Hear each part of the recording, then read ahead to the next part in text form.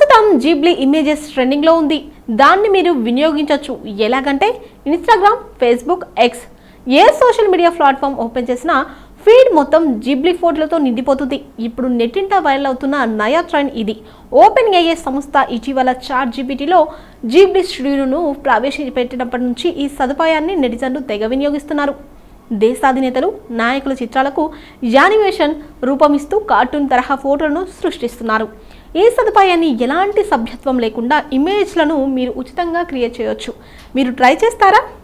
Open AI సంస్థ తొలుత ఈ జీబ్లీ సదుపాయాన్ని ఉచితంగా ప్రవేశపెట్టింది. అయితే ఒక్కసారిగా వినియోగం పెరగడంతో తమ జీపీయూపై అధిక భారం పడుతుందన్న కారణంతో దీనిపై లిమిట్ పెట్టింది. కేవలం రోజుకు 3 ఫోటోలను మాత్రమే ఉచితంగా యానిమేషన్ రూపం ఇచ్చే అవకాశం కల్పిస్తుంది. అయితే ChatGPT plus pro team సబ్స్క్రైబర్లకు మాత్రం ఉచితంగా ఇస్తుంది. ఇక చాట్ జీపీటీలో లేటెస్ట్ వెర్షన్లోకి వెళ్ళి మీరు కోరుకున్న ఇమేజ్ను జీబ్లీపై అని కానీ జీబ్లీ థీమ్లోకి మార్చమని కానీ ప్రాంప్ట్ ఇస్తే వెంటనే ఆ ఇమేజ్ను జీబ్లీ స్టైల్లోకి మార్చి ఇస్తుంది. ఈ ట్రెండ్ విస్తృతంగా వినియోగంలోకి తీసుకురావడంతో ఇతర ఏఐ ప్లాట్ఫామ్లు సైతం ఇవే సదుపాయాన్ని అందిస్తున్నాయి.